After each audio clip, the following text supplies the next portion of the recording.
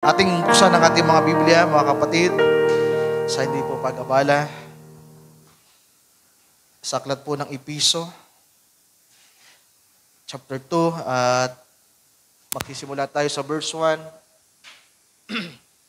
Actually, ito pong mga verses na ito ang ipinangaral ko sa Ocampo last Sunday, na pinamagatan kong God's Love for Transformation. At napakainam ng mensahe ng Panginoon at ang ating mga kapatid na taga-Ocampo ay nagpaabot ng kanilang appreciation sa mensahe ng ating Panginoon. Pero sa gabing ito ay nais kong dalhin ito sa ibang paksa. Napapamagatan natin na God's Masterpiece. At simulan natin sa verse 1. Sabi sa verse 1, At kayo'y binuhay niya nang kayo'y mga patay dahil sa inyong mga pagsalangsang at mga kasalanan, na inyong nilakaran noong una ayon sa lakad ng sanglibutang ito, ayon sa pangulo ng mga kapangyarihan ng hangin, ng espiritu na ngayon ay gumagawa sa mga anak ng pagsuway. Sa gitna ng mga yaon, tayo rin naman ng ibang panahon ay nangabubuhay sa mga kahalayan ng ating laman, na ating ginagawa ang mga pita ng laman at ng pag-iisip, at tayo nooy katutubong mga anak ng kagalitan, gaya naman ng mga iba. Ngunit ang Diyos palibhas ay mayaman sa awa, dahil sa kanyang malaking pag-ibig na kanyang iniibig sa atin.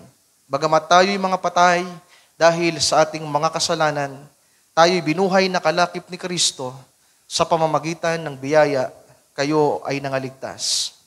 At tayo'y ibinangong kalakip niya at pinaupong kasama niya sa sangkalangitan kay Kristo Jesus, upang sa mga panahong darating ay maihayag niya ang dakilang kayamanan ng kanyang biyaya sa kagandahang loob sa atin kay Kristo Jesus. Sapagkat sa biyaya kayo'y nangaligtas sa pamamagitan ng pananampalataya. At ito'y hindi sa inyong sarili, ito ay kaloob ng Diyos. Hindi sa pamamagitan ng mga gawa upang ang sinuman ay huwag magmapuri. Sapagkat tayo ay kanyang gawa na nilalang kay Kristo Jesus para sa mabubuting gawa ng mga inihanda ng Diyos ng una upang siya nating lakaran. Sa KJV, ng verse 10, For we are His workmanship, created in Christ Jesus unto good works, which God has before ordained that we should walk in them.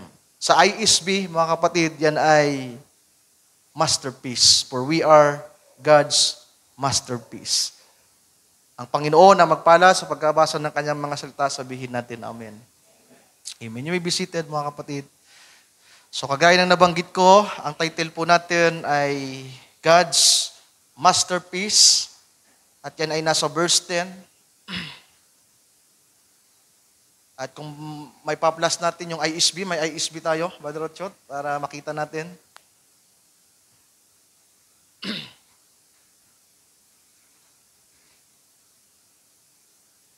So related pa rin ito sa paksa natin nung mga nakaraan. May kinalaman pa rin ito sa pag-ibig ng Diyos, mga kapatid, na nahayag sa pamamagitan ng ating Panginoon. May kinalaman ito sa pagkakatalaga sa bawat isa. Ibasahin natin ang ISB. Palakihin mo, Brother Otchot.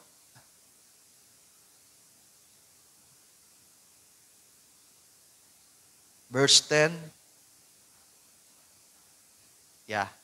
Okay, sabi sa ISB, mga kapatid,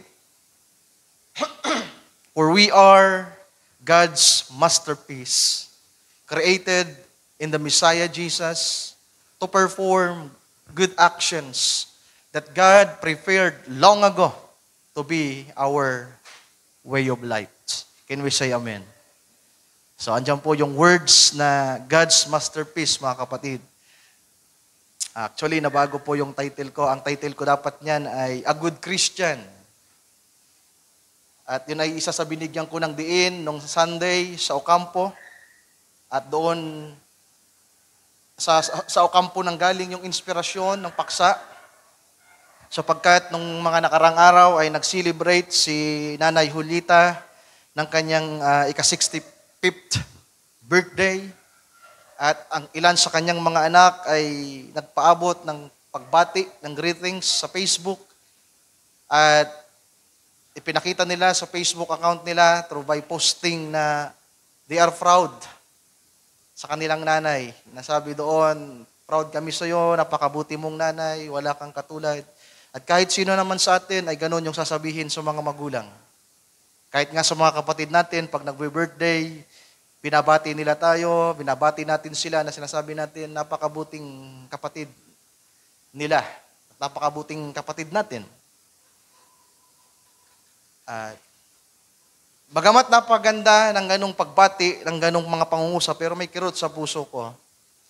Sapagkat ganun po yung nagiging konsepto ng mga tao na pagiging mabuting nanay, pagiging mabuting tatay, mabuting anak, bagamat yun ay maganda.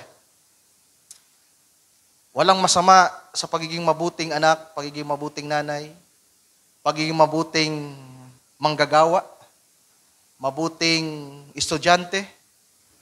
Sana nga, nandun tayo sa kategory na yon na mabuti, mga mahal kong kapatid.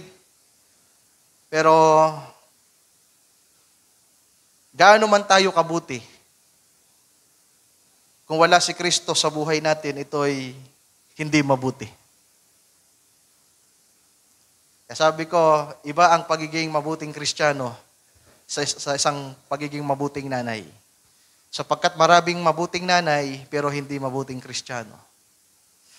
And that's the real thing that separate us, mga kapatid, sa mga unbeliever, na bagamat tayo ay hindi kasing buti ng maraming mabuti sa labas, naging mabuti tayo dahil sa biyaya ng Diyos na tinuturuan tayong magpakumbaba sa Kanya, tinuturuan tayong tanggapin ang katotohanan sa buhay natin na maraming mali sa buhay natin. Maraming mga taong mabuti na later on in these last days will turn out na they are evil. Maraming mga taong mabuti ngayon, pero darating ang araw sa judgment ng Panginoon kapag ipinasapit na niya ang kanyang hatol sa sanglibutan, ay magiging mga mamumusong. Na imbis na magsisi sila, tumalikod sa paraan ng kanilang pamumuhay na nakasanayan, na ginagawa ang mga bagay na kinasanayan nila sa mundo na walang Kristo sa buhay nila. Pero it will turn out in these last days na yung pagiging mabuti nila ay hindi yun ang totoong pagiging mabuti.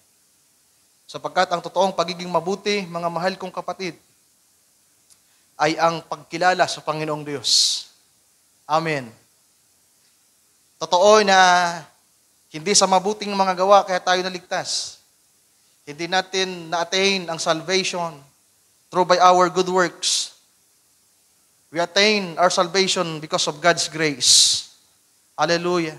Pero dahil sa pagliligtas ng Panginoon, dahil sa kanyang malaking pag-ibig, at sa kanyang mayaman na awa, at sa kanyang makapangyarihang kamay, na siyang ating manlilikha, He is our Creator, mga mahal kong kapatid. Sa pamamagitan ng kanyang kaisipan, ng kanyang desire, ng kanyang nasa, at ng kanyang kapangyarihan ay hinuhubog tayo ng Panginoong Diyos. Patuloy tayong ginagawang mabuti. Amen. All of us, walang mabuti sa atin. Sabi ng banal na kasulatan, wala tayong pagkakaiba sa mga taong nasa labas. Nakagaya ng paglakad nila ay ganun ang ating paglakad, sabi ni Apostol Pablo.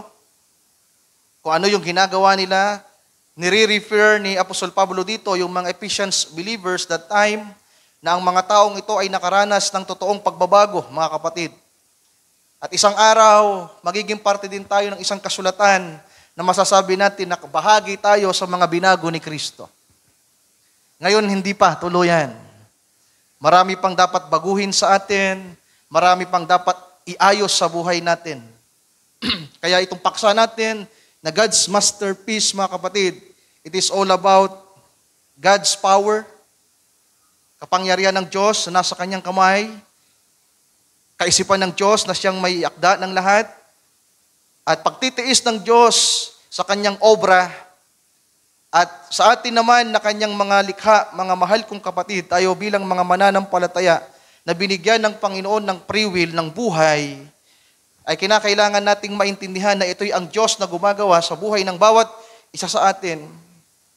Ito'y kapangyarihan ng Diyos na naghatid sa tao sa anuman ang kanyang magiging destinasyon, kung siya man ay mananatiling masama o kaya ay mga taong mabuti ngayon pero magiging masama, at mga taong nasa kalagayan ng pagiging masama pero later on ay magiging mga mabuti. Ito'y kaisipan at nasa ng Diyos, mga kapatid. At kinakailangan nating maintindihan bilang taong may buhay na likha ng Diyos na wala tayong magagawa sa ating mga sarili. Alam nyo mga kapatid, habang ako ay nasa pagbubulay, nalulungkot ako na may mga young people sa panahon natin na naging abala. Kaya tingnan nyo, dami ng bakante dito sa silya ng mga brothers. Wala si Brother Nuno, wala si Brother Jong. Kahit ilan, yung dalawa lang na yon ay nalulungkot ako. Yung puso ko at isip ko ay naka-attach sa kanila. And every time na wala sila, nalulungkot ako, mga mahal kong kapatid, sapagkat parte na sila sa gawain ng ating Panginoon. At bilang tao, kahit nga nung mga nakaraan, minsan nauubos yung pasensya natin. Kung pwede lang maghiwalay na. Sige, gawin nyo na yan. Kaya lang, salamat sa biyaya ng Panginoon, sapagkat bagamat may isang view tayong nakikita, na bilang tao ay nakikita natin yung mga kakulangan pa at kahinaan sa bawat isa. Pero sa kabilang banda naman, sa ibang view, ay ipinapakita ng Panginoon na relax ka lang. Ako ang bahala din. Amen. Kaya itong mensahe ng Panginoon sa gabing ito, about din po sa pagtitiis natin sa bawat isa. Na habang nakikita natin ang kahinaan ng bawat isa, may nakikita pa tayong kapintasan, may nakikita pa tayong kakulangan o pangit sa mga pag-uugali ng bawat isa. Relax ka lang. Hindi relax na hindi ka gagawa sa Panginoon, kundi ikalma mo lang yung sarili mo. Sapagkat wala tayong magagawa sa ating sarili, ito'y kapangyarihan ng Diyos na gumagawa. Kaya nga God's masterpiece, mga kapatid, ito'y obra niya. Kanina ang ganda ng awit na He brought me out from the miry clay. At isang talata ang aking na-notes dito sa Isaiah chapter 64, starting at verse 6, basahin natin. Sabi sa verse 6, "But we are all as an unclean thing, and all our righteousness are as filthy rags. And we although paid as a lift, and our iniquities like the winds have taken us away." So kagaya daw po tayo ng mga maruruming bagay. Gaya na pangaral ko nung nakarang Wednesday, we are invaluable, mga kapatid. We are sinners. At lahat daw po ng mga matuwid o mabubuting gawa natin ay kagaya lamang ng maruming basahan. Nabasa niyo po ba? Nabasa niyo po ba? Ang nangungusap dito ay sa Isaiah. Mga kapatid, nagpapahayag si Isaiah at ang kanyang isinasama ay ang buong ang Israel. Ang mga Israelites people na sinabi ng Panginoon sa mga unahang talata na ang titigas ng inyong mga ulo. Lagi kayong sumasamba sa mga Diyos-Diyosan, lagi kayong nasusumpungan sa pagsuway. Kaya itong si Isaiah ay nagsabi na, Lord, kami ay naging marumi sa iyong paningin. At ang mga bagay na ginagawa namin ng mabuti ay kagaya lamang ng basahang marumi. Verse 7. Sa Ingles, sa KJV, Brother Ochot, "And there is none that call it upon thy name." So see, yung nasa verse 6 ay mga taong mabuti. Like the rich man young ruler. Sa paningin ng tao, he is righteous. Nasunod niya ang 10 kautusan, all the commandments. Igalang ang kanyang nanay at tatay. Sumamba sa isang Diyos lamang, ang Diyos ng Israel. Huwag luluhod sa mga Diyos-Diyosan. Huwag mangangalunya, huwag magnanakaw. Huwag, lahat ng huwag sa 10. Pero sabi ng banal na kasulatan, yung mga bagay na yon ay kagaya ng maruming basahan lamang sa harapan ng Panginoon.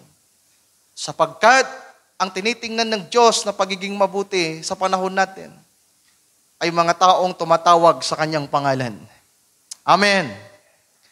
Kayong mga taong naging parang marumi, na maruming basahan, mga mahal kong kapatid, ang mga taong ito ay hindi tumatawag sa Panginoon. Kaya tingnan niyo po, magmasid kayo, mag-observe kayo. Napakaraming taong mabuti. Sa mga nagtatrabaho, sa mga amo natin, may mga katrabaho tayo, mga boss tayong mabuti. Nagbibigay ng 13-month pay, nagbibigay ng bonuses. Kahit hindi tayo magaling sa trabaho natin, nagiging pasensyoso yung boss natin. Sino dito nakaka-relate na may mga boss na mabuti at mabait? Ang dami. Di ba? Ang dami ng mga boss na natin na napakabait, mga mahal kong kapatid. Pero kung hindi sila tumatawag sa pangalan ng Panginoon, ayun ang pagkakaiba natin sa kanila. Tayo, worker lamang nila. Si Tony, I know, mabait siyang tao, mabuti siyang tao. Si Brother Ryan, na lingkod ninyo dito, sinisermonan lang ni Tony. Tinatawag akong, ano ba laging tawag sa akin ni Tony? Ryan, you are very rude. Alam niyo bang ibig sabihin ng road? Ano Tagalog ng road, Brother Wilson? Ano Tagalog, Jeremy, ng road? R-U-D-E. Magaspang. Diba? Parang pag nagsalita ay walang pakundangan. Kahit boss kita. Diba? So, mabait ang kliyente namin ito. From 2013 until now, ay kliyente namin. At sa mga susunod na araw, magpapadala na naman yun ng bonus. At yung mga utang, yung mga loan ay ipapatawad na naman niya. Sabihin niya, Ryan, your loan, bonus na lang yun. Thank God for that. Pero may bagay sa puso ko na sana masiran ko ang taong ito. Nung may sakit ako sa puso, siya yung nag-encourage sa akin, Ryan, I know, kaya mo yan. Tapos may mga itinuturo sa akin na maging positive thinker. Sabihin mo lang, magaling na ako, magaling na ako, magaling na ako. Di ba? Nagmamalasakit, napagbigay. Pero, ang kaibahan ng mga mananampalataya sa mga taong mabuti at mabait sa labas, sapagkat bagamat tayo ay mga taong may mabuti rin sa atin, pero alam natin sa ating sarili na napakarami nating pagkukulang at kahinaan. Mas lalong nalantad ang kahinaan natin nang maging Kristiyano tayo. Sapagkat alam na natin kung ano ang kalooban ng Panginoon, mga kapatid. At ito ang kaibahan ng mga mananampalataya sa mga hindi mananampalataya, sapagkat meron silang pagkilala sa Panginoong Diyos na alam nila na tanging ang Panginoon lamang ang makakatulong sa kanila. Tanging ang katuwiran ng ating Panginoon ang maghahatid sa atin sa kaluwalhatian, mga mahal kong kapatid. So itong binabasa natin, walang tumatawag sa Panginoon sa kanyang pangalan. That stir up himself to take hold of thee, for thou hast hid thy face from us, and hast consumed us. So ibang consume ito. Ibang consume ito. Ang consume na nandito ay pagtupok. It is judgment ng Panginoon na dinadala niya sa hindi mainam na kalagayan ang mga tao dahil sa kanilang pagsalangsang. Kagaya ng mga Hudyo sa ilang na kung saan sila ibinuwal ng Panginoon. Halos more than nasa 2 millions mga kapatid yung nabuwal sa ilang na hindi nakapasok sa promised land because of our iniquities. In verse 8, last verse, ito ang presente, but now, ito ang maganda mga kapatid ko. But now, O Lord, thou art our Father. We are the clay, and thou art Father. and we all are the work of thy hands. Can we say amen? But now, O Lord, presente, mga mahal kong kapatid, propesiya sa pagdating ng ating Panginoong Jesucristo na tayo'y magiging mga anak ng Diyos. Hallelujah!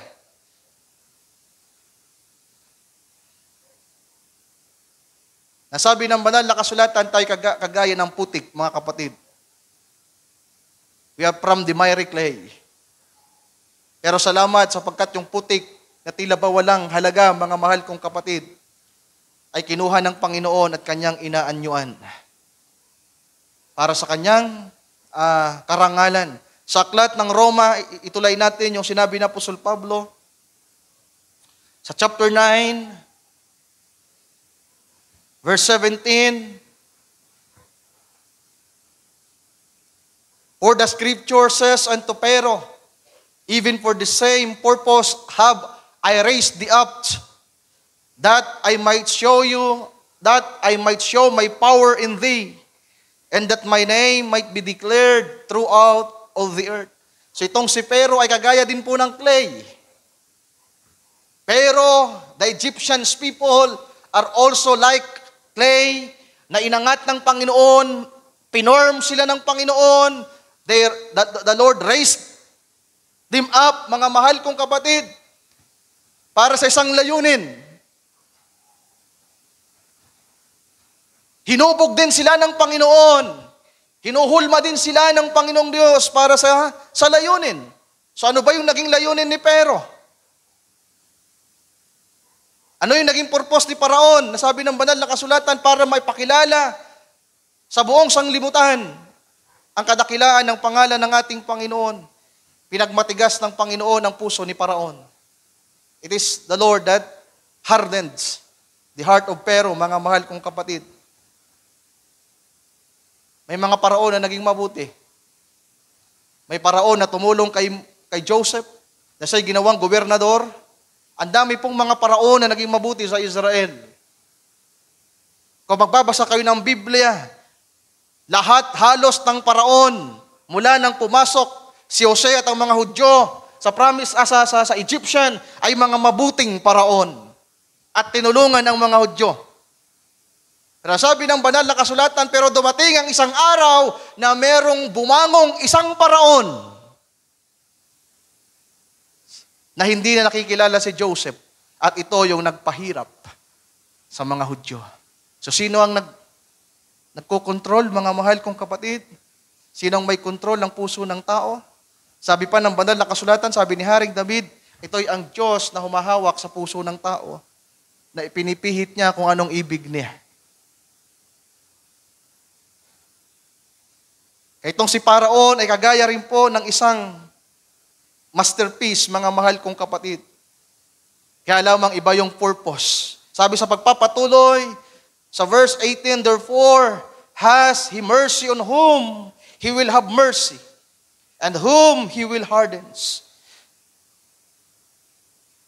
Kaawaan niya ang gusto niyang kaawaan. At pagmamatigasin niya ang mga puso ng mga taong gusto niyang papagmatigasin para lumaban sa kanya.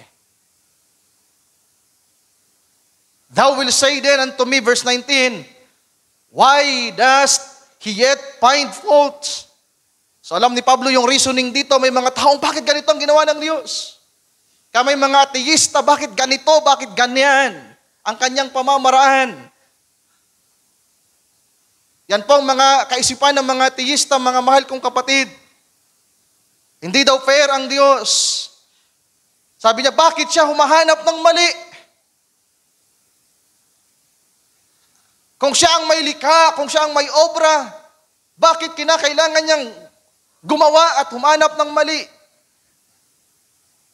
Pero sabi ni Apostol Pablo sa pagpapatuloy, sapagkat sino tayo, sino ang sumasalangsang sa kanyang kalooban. Verse 20. Tagalogin natin. Ngunit o tao, sino kang tumututol sa Diyos? Sasabihin baga ng bagay na ginawa doon sa gumawa sa Kanya, bakit mo ako ginawang ganito? Pwede mo bang sabihin, bakit mo siya ginawang ganyan? Bakit ka ba ganyan? Every time na kini-question natin ang kalagayan natin at kalagayan ng iba, ang Diyos ang kini-question natin. Bakit ganito si ganyan? Bakit hanggang ganito? Ganyan.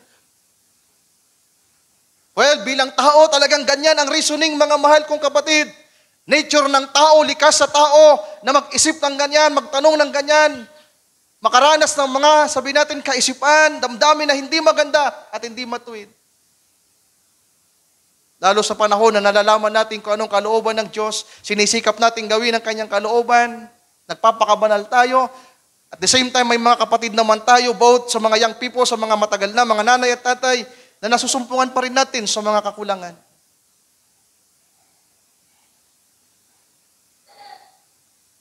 At pwedeng isipin natin, ako, minsan naiisip ko, bakit ganito at ganyan ang kalagayan ng mga kapatid? At kahit man sa aking sarili, mga mahal kong kapatid, bakit ako ganito? Normal na maisip natin yun sapagkat ipinababatid ng Panginoong Diyos ang kanyang kalooban sa atin sa pamamagitan ng kanyang salita. Pero salamat, ipinababatid din ng Diyos sa gabing ito na ang Diyos ang may akda sa atin, mga kapatid. Both the unbelievers and the believers, huwag nyo silang problemahin. At higit sa lahat, yung mga kapatiran ninyo, huwag niyong problemahin. Dahil kung po problemahin natin yung kapatiran pa natin na tayo may problema na sa ating sarili, tayo rin po ang mahihirapan. Tapusin natin ang taong ito ng 2023 na may dakilang pag-asa sa Panginoon. Hallelujah! Na mayroong pagtitiis at pagmamalasakit sa ating mga puso sa mga obra ng Panginoon na ngayon ay hindi pa tapos. Kung may nakikita kayo ng mga kapatid na pangit pa ang ugali, nakikita yung kanilang mga mata na hindi pa maayos, ibig sabihin, papikit-pikit pa sa gawain. Hindi pa tapos ang Diyos sa kapatid na yan. Pag nakikita mo ang kapatid na pawala-wala pa sa gawain, pinapaikot-ikot siya ng Panginoon sa kaniyang, anong tawag diyan? Sa kaniyang lilukan. Mga mahal kong kapatid. Ano, Brother Wilson? Potter's wheel. Yung pinapaikot, no? Tama, potter's wheel. At kung minsan marahil ay nawawala ka sa, di ba, nakakita na ba kayo ng umuhubog ng palyok? Alam niyo, minsan nagtataka ako ang ganda na, tapos sisirain ulit. Di ba, nakita na ba kayo? Okay na eh. Tapos, biglang, madideform ulit. Subukan yung manood ng paggawa ng clay. Meron akong napanood sa isang bansa, mga mahal kong kapatid, napakagaling niyang gumawa ng clay. At kaya niyang hubugin yung clay sa kahit anong disenyo na gusto niya. At ganito ang ipinapakita ng banal na kasulatan sa kanyang obra, sa mga mananampalataya, at kahit man sa mga taong nasa labas, mga kapatid. We are made for a purpose. Ginawa din sila for a purpose. Sabi sa verse 20, tuloy natin, sino kang tumututol sa Diyos, sasabihin baga ng bagay na ginawa doon sa gumawa sa Kanya, bakit mo ako ginawang ganito? Verse 21, has not the potter power over the clay? Sa Tagalog nga, Brother Uchot, o wala bagang kapangyarihan sa putik ang magpapalyok upang gawin sa isa lamang limpak ang isang sisidlan sa ikapupuri at ang isa'y sa ikahihiya. So ito'y kapangyarihan ng Diyos, mga kapatid. Ito'y kamay ng Panginoong Diyos na humuhulma at humuhubog. Sabi sa verse 22, ano kung ang Diyos ay inibig na ihayag ang kanyang kagalitan at ipakilala ang kanyang kapangyarihan, ay nagtiis ng malaking pagpapahinuhod. So ang ating Panginoong Diyos, mga mahal kong kapatid, our Maker, our masterpiece, ay napakalaki ng kanyang pagpapahinuhod, ng pagpapasensya.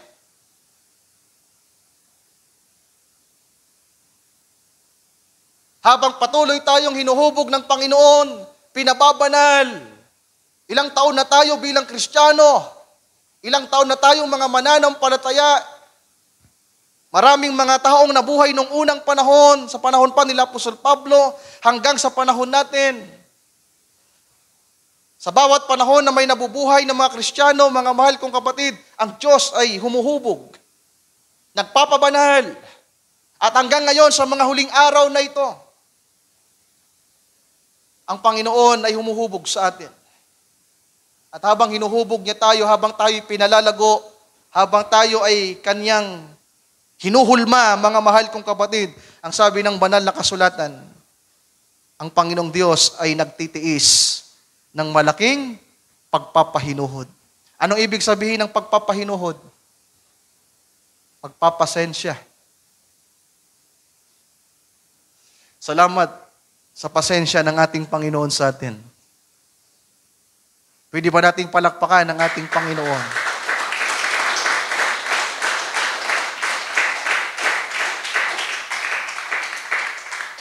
At ang pagtitiis na ito ng Panginoong Diyos, ang malaking pagpapahinuhod niya na ito ay bunga, produce ng kanyang napakalaking pag-ibig sa atin. Amen. It is God's love. Ito'y pag-ibig ng Diyos na nagpuproduce ng patience and long-suffering, mga mahal kong kapatid. Hindi lamang sa mga taong nakatalaga para sa kaluwalhatian, kundi lalo na kahit sa mga taong makasalanan. Try to imagine that even to those na mga nasa labas, mga mahal kong kapatid, yung mga hindi mananampalataya, yung mga taong gumagawa ng masama, sabi ng banal na kasulatan ng Panginoong Diyos, ay nagtitiis. Yung nagpapako sa ating Panginoong Jesus 2,000 years ago. Diba?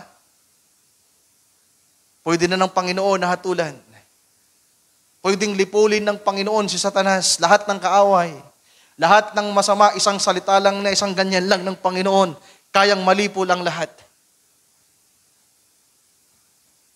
Kahit hindi niya utusan siyang Arkanghel Michael, na prinsipe ng pakikipagdigma ng langit, magsalita lang ang Panginoon, na malupig at mapuksa ang lahat ng kaaway, mangyayari. Pero hindi yung ginagawa ng Panginoon sapagkat ipinapakita niya yung kanyang dakilang pagtitiis, kasama na ang mga matuwid. Sabi sa verse 23, at upang may pakilala, ito yung pagpapatuloy ng verse 22, at upang may pakilala ang kayamanan ng kanyang kaluwalhatian sa mga sisidlan ng awa, na kanyang inihanda ng una pa sa kaluwalhatian. Amen. So ang Panginoon ay nagtitiis ng malaking pagpapahinuhod. Una sa mga hindi mananampalataya na inihanda para sa kapahamakan. At dito sa verse 23, at para sa mga taong kinahabagan niya. Sa mga taong kinaawaan niya, sa mga taong galing sa putik, galing sa clay, na kayon ay kanyang hinuhubog. 5 taon nang hinuhubog, 10 taon nang hinuhubog. Pero hanggang ngayon, hindi pa rin form. Pero huwag kayong mag-alala, mga mahal kong kapatid, sa ayaw at sa gusto natin, lahat ng bagay na nasa kamay ng Diyos matatapos. Ano man ang maging layunin niyan, maging kagaya man yan ni Parao na pagmamatigasin ng puso para lumaban sa Panginoon at para umusig sa mga mananampalataya. In this last day, sa squeezing time, sa tribulation, sa mga maiiwan sa rapture, maraming lalong pagmamatigasin ang kanilang puso. Nangyari na ito sa panahon ni Hitler, mga kapatid, sa panahon ng Dark Ages. Alam nyo, mapalad pa tayo. Yung panahon natin kinabubuhayan, akala nyo napakasama na. Mas mabait pa po yung mga tao ngayon sa kasalukuyan. Balikan nyo ang mga nakaraang panahong nakalipas. Panahon ng Dark Ages. Mga Kristiyano pinapatay. Sa panahon ni Hitler, ang mga Kristiyano, mga Hudyo pinapatay. Sa panahon natin, malaya, di ba? Pero one of these days, isa sa mga araw na ito, bago ang pagbabalik ng Panginoon, ang mga taong nabubuhay sa kasalukuyan ay pagmamatigasin ng Panginoon at sila ang gagamitin para usigin ang mga mananampalataya. There will be an squeezing time before the rapture. There will be a tribulation after the rapture, mga mahal kong kapatid. At ang may control pala nito ay ang Panginoong Diyos. At yung mga taong maliligtas, hallelujah, yung mga taong makakaranas ng kaluwalhatian ng Panginoon, ay ito'y kapangyarihan niya na gumagawa.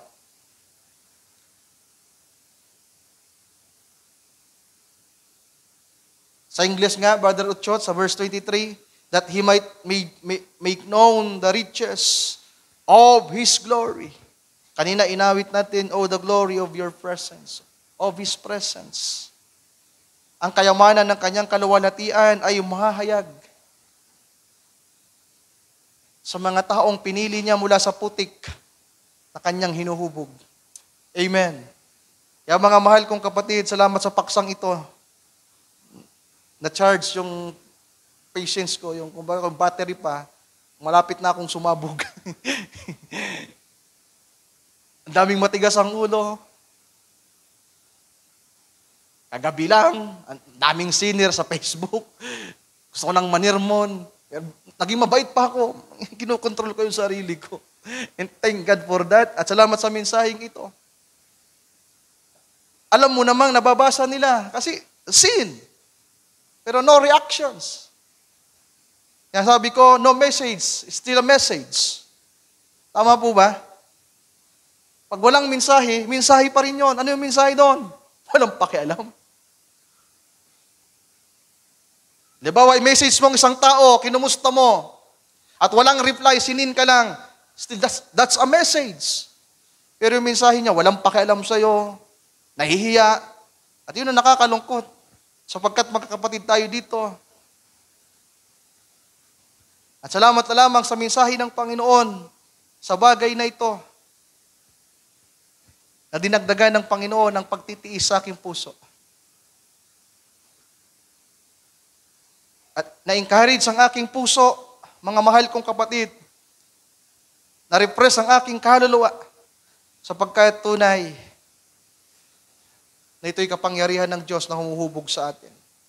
Sa akin at sa inyo, ng mga tinawag ng ating Panginoon. That He might make known the riches of His glory on those vessels of mercy, which He had afore prepared unto glory. So inihanda na ito ang kaisipan ng Panginoong Diyos sa kanyang paghubog ay tapos na, mga mahal kong kapatid. In verse 24, even as whom He has called, not of the Jews only, but also of the Gentiles. As He says also in Hosea po yan, Hosea. As He says also in Hosea, I will call them my people, which were not my people. And here, beloved, tatawagin niyang minamahal o iniibig ang kanyang mga dating hindi iniibig. Can we say amen to that?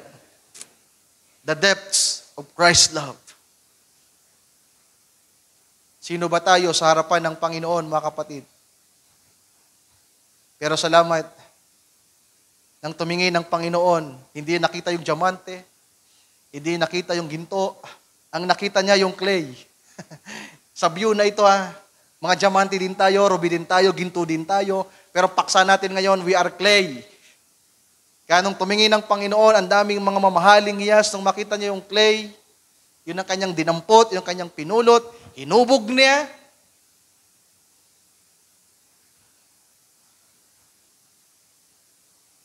At yung kanyang obra ay pinakaiibig ng Panginoon. Ang mga diamante kasi, mga kapatid, kadalasan mga alahas. Pero ang clay nalililok sa mga magandang kagamitan, di ba? Nagiging mas mas flexible siya. Ang diamante, isa sa purpose ng diamante ngayon, bakit mahalaga ang diamante? Alam niyo po ba kung saan ginagamit? Ginagamit po sa mga eroplano, sa mga spaceship, yung pinaglalabasan ng apoy. Dahil yung diamante hindi natutupok. Kaya yung mga turbo engine nila dyan, may mga diamante yan. Lalo yung mga spacecraft na pinapadala, may mga sangkap yan na diamante sapagkat ang diamante ay hindi natutupok ng apoy. Pero tayo na mga mananampalataya na inilalarawan sa isang putik lamang, mga mahal kong kapatid, na inaanyuan ng Panginoon, na kanyang hinuhubog, hallelujah, ay mas mataas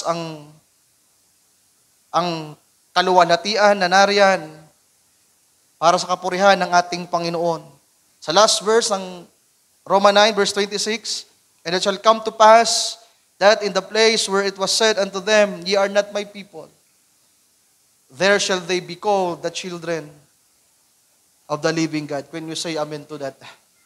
Yung mga dating hindi niya tao, hindi niya kinikilala, ay tinawag ng Panginoon na kanyang mga anak. Filipos chapter 1, basahin natin. From verse 6. Ito, pamilyar itong talata na binabasa natin lagi. Sabi ni Apostol Pablo, being confident of this very thing,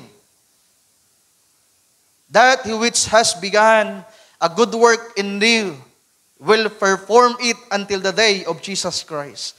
Ano yung tinutukoy na until the day of Jesus Christ? Yung rapture.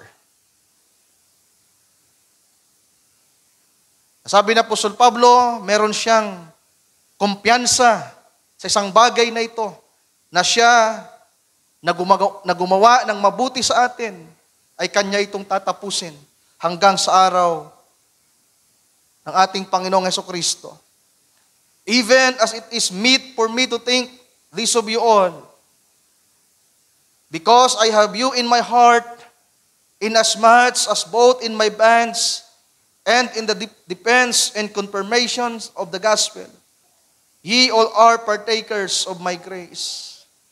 For God is my record, how greatly I long after you, all in the bowels of Jesus Christ. So iniisip na Apostol Pablo ang mga mananampalataya sa Pilipos. At ini-encourage niya ang kanyang sarili. Kung paano in-encourage si David ang kanyang sarili, itong sa Apostol Pablo ay merong kalakasan sa kanyang puso habang iniisip ang mga mananampalataya sa kanyang panahon na ang Panginoong Diyos, hallelujah, ang patuloy na huhubog at gagawa sa buhay ng mga mananampalataya. Amen. Nawa ganong encouragement ang matamo natin sa gabing ito, mga mahal kong kapatid. Habang tinitingnan natin ng bawat isa, ang kakulangan ng bawat isa, kahit pa yung mga hindi mananampalataya,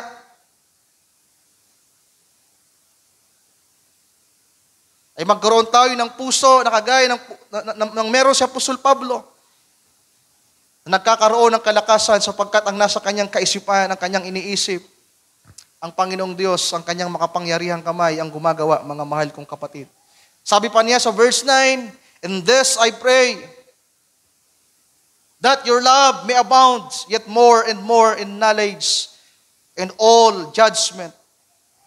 So itong mga taga-Pilipos sa hindi pa malago, ipinagpipray pa na Apostol Pablo na lalong sumagana sila sa pag-ibig. Lalo pang sumagana sa kaalaman at sa lahat ng kahatulan, that ye may approve things that are excellent. So itong mga Kristiyanong ito sa panahon ni Pablo ay lakpa ng pagtingin sa kung ano ang kalooban ng Panginoon. Hindi pa nila kayang mapatunayan kung ano ang kalugod-lugod sa Panginoong Diyos. Pero sa Apostol Pablo ay nananalangin sa Panginoong Diyos. Ang kanyang puso ay merong kalakasan na dinadala niya sa Panginoon ang mga mananampalataya. Yang meron tayo panalangin, mga kapatid, nasa kaisipan na habang nakikita natin ang kakulangan ng bawat isa, ang magagawa natin ay manalangin. Umasa sa Panginoon. Ano man ang maging kalagayan ng mga taong ito, kaya bagaman totoo bilang tao masakit, normal naman yan na masaktan tayo kapag may mga kapatid na talagang nakikitaan natin ng malaking kakulangan, mga kapatid, mga young people natin sa panahong ito. Nalulungkot po ba kayo? Kaya lang, yung lungkot natin may kasamang inis. Nakakainis na eh. Sarap yung pag-uuntugin. Alam niyo, ang Panginoon, nung nabubuhay siya, nung nagkatawang tao, mga mahal kong kapatid, nagkakaroon din ng Panginoon ng makalangit na pagkainis. Naiinis din siya sa mga alagad. Oh, kayong mga kakaunti ang pananampalataya, hanggang kailan ko ba kayo titiisin? Pero salamat na lang, napakahaba ng pagtitiis ng Panginoon. Na kahit ipinagkanulupa siya ng kanyang mga alagad, nagkawatak-watak ang mga alagad. Walang natira kahit isa na sumuporta sa Panginoon. Even Paul. Ano sabi na Apostol Pablo, nung ako ay napaikutan ng mga kalaban, walang man lang ni isang tumulong sa akin. Lahat kayo nag-alisan. Naalala niyo pa ba yung kwento ni Pablo diyan? Sino nakakaalam?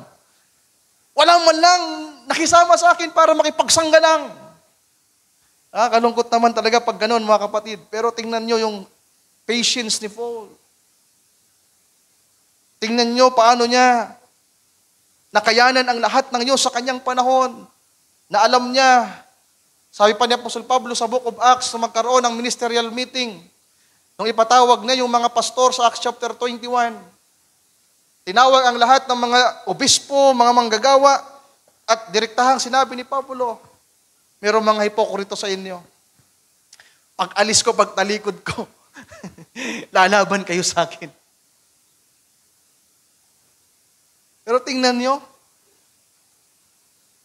hindi man lang nagtanim ng sama ng loob si Paul, mga mahal kong kapatid.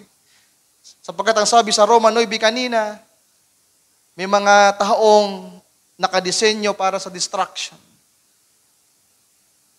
At hindi questionin ni Pablo ang Panginoong Diyos, Lord, bakit may mga taong ganito na kinakailangan pang makapasok ng lihim sa iglesia para lang manira? No. Walang ganon, mga kapatid. Kaya itong mga mananampalataya sa mga taga-Pilipos ay ganon din yung kalagayan. In verse 11, tapusin natin sa verse 11. Hindi pa pala natin tapos yung verse 10. That ye may approve things that are excellent. That ye may be sincere. So see, prayer yan ni Pablo. Ipinapanalangin ko na sana ay maging sincere na kayo.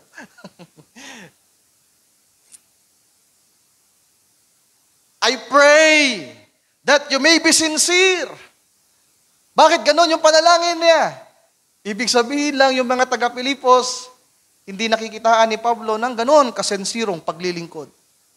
Kaya ang bungad natin, ang bungad natin sa verse 6, ang pangunahing talatang una nating binasa, being confident of this very thing. Yan yung foundation. Meron akong, Tagalogin nga natin, Brother Ochot, ako'y may lubos na pagkakatiwala sa bagay na ito. Ano yung bagay na ito? Yung kalagayan ng mga mananampalataya. Na ang nagpasimula sa inyo ng mabuting gawa ay lulubusin hanggang sa araw ni Jesucristo. So ibig sabihin, ito'y kapangyarihan ng Panginoon, ito'y biyayaan niya. Hallelujah, ito'y kanyang kamay, mga mahal kong kapatid, nahuhubog sa atin. That ye may be sincere and without offense. Na walang, ano sa Tagalog?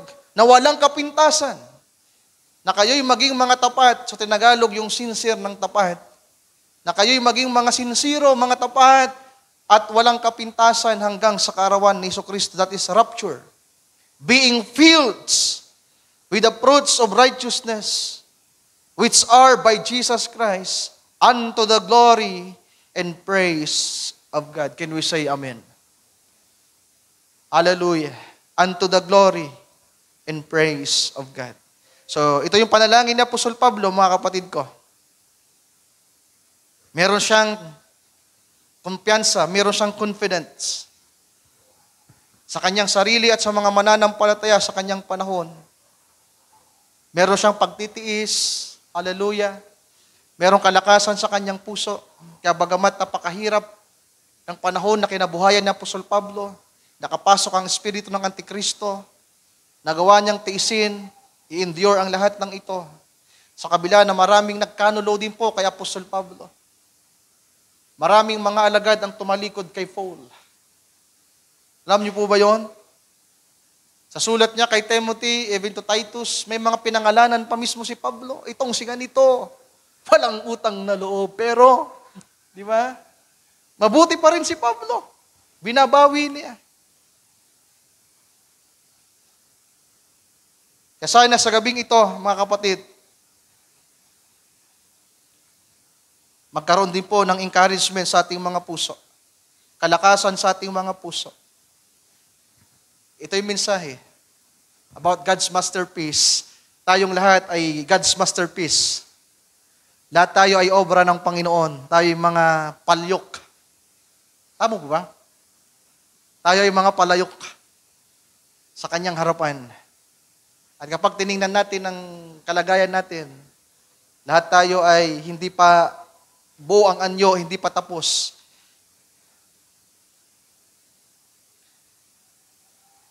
Kapag nakita natin ang bawat isa bilang mga mananampalataya, pag tumingin tayo sa spiritual na kalagayan, tiningnan natin ang kalagayan natin bilang mga mananampalataya, marami pa tayong makikitang kakulangan.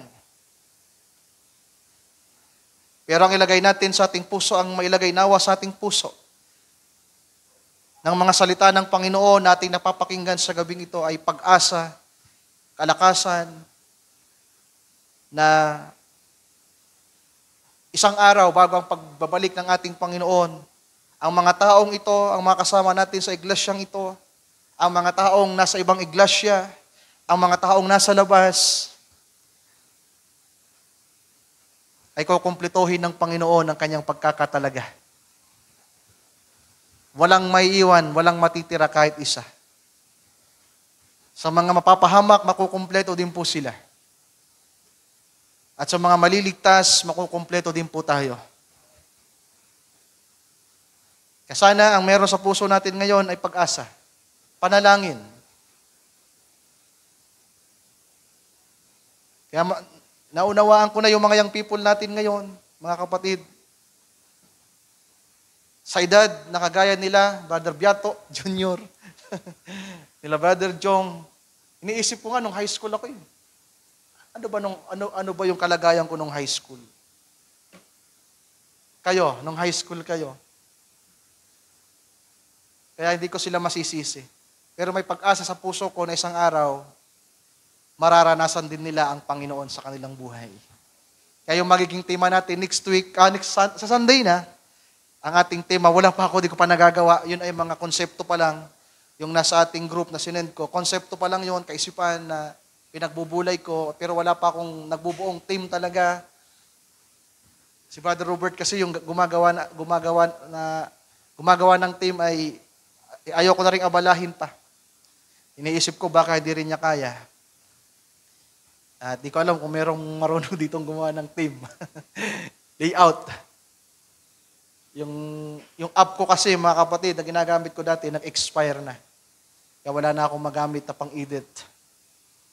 So, ang tema natin sa darating na anniversary ay patungkol sa karanasan sa Panginoon. Sa panahon ni Moses, that is burning bush experience. Kaya merong apoy. Hanggat walang burning bush na karanasan, hindi pa magiging matibay ang paninindigan niyan sa Panginoon. Kapag wala pang araw na kagaya ng sikat, wala pang liwanag na kagaya ng sikat ng araw sa katanghaliang tapat, na karanasan like Paul sa papuntang Damasco, wala pa. At alam ko na marami sa mga kapatid, lalo sa mga young people, wala pang burning bush experience, wala pang light in the noonday experience. Pero I do believe there is hope, there is strength in my heart na isang araw ang Panginoon ay gagawa sa kanilang buhay. At tapusin ng Panginoon, kukumplituhin ng Panginoon ang kanyang gawa. Amen. Kaya mga kapatid, magtiis lang tayo.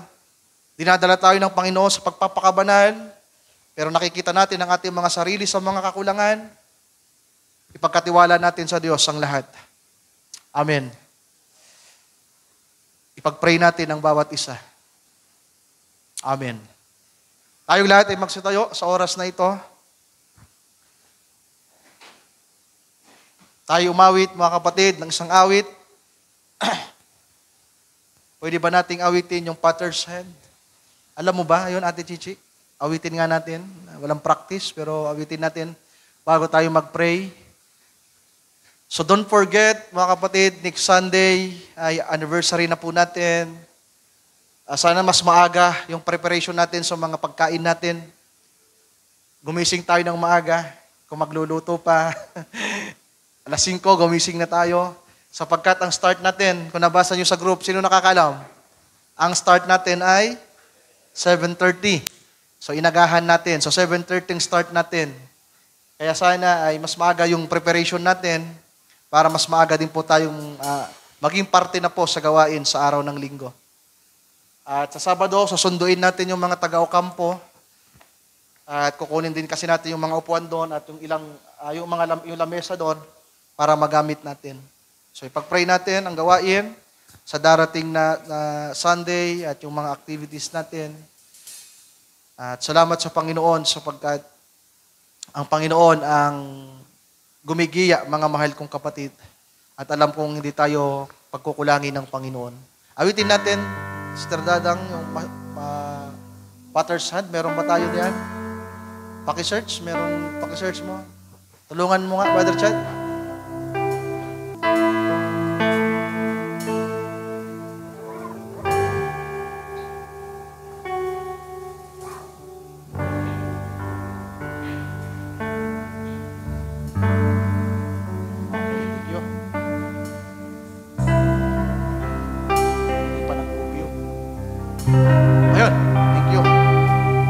Natin, mga kapatid, bago tayo mag-pray.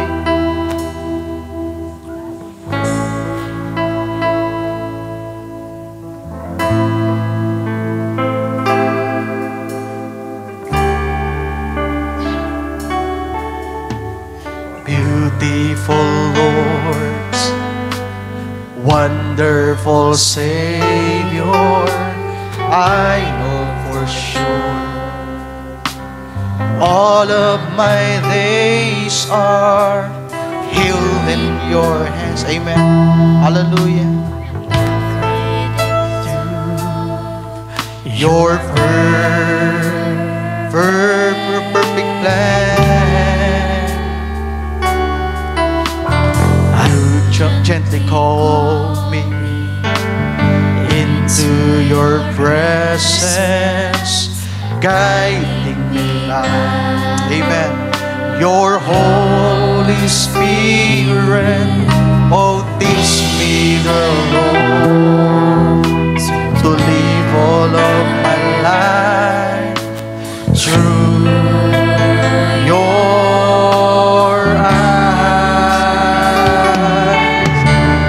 I'm captured by, amen, your holy calling. Set me apart. I know you're drawing me to yourself. Hallelujah. Lead me, Lord, I pray. Isa pa. Ayaw pala. Ayaw na. Oh, take me. Amen, Lord. Mold me. Hallelujah. Use me. Amen, Lord. Heal me. I give my life, yes, Lord, to the Potter's hand. Tinawag niya tayo, gagabayan niya tayo, sasamahan niya tayo. Hallelujah. Call me, oh, you guide me. Thank you, Lord. Lead me, walk beside me. I give my life, yes, Lord, to the Potter's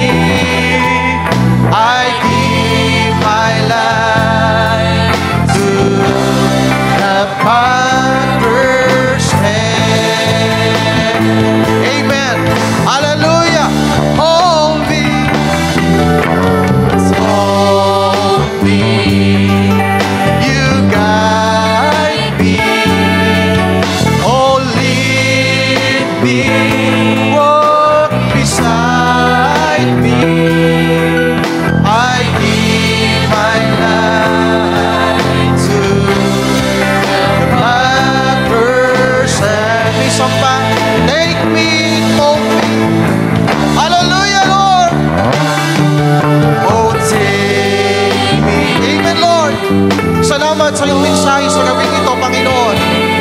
It encourage us, Lord. Salamat sapagkat ito'y kapangyarihan mo. Ito'y kamay mo na uhubog sa bawat isa. Oh, salamat, Panginoon. Salamat sa pagtawag mo sa bawat isa amin. Papurihin ka. Hallelujah, hallelujah. Thank you, Jesus. Thank you, Lord God. Hallelujah. Oh, hallelujah. Thank you, Lord. Salamat sa mga salita mo, Panginoon. Oh, purihin ka, Panginoon. Luwalatiin ka, sambahin ka sa oras na ito. Thank you, Jesus. Amen, Lord. Amen, Lord Jesus. Hallelujah. Thank you, Lord. For the last time sa marahan. Take me, mold me, use me, oh, fill me. I give my life, yes, Lord, to the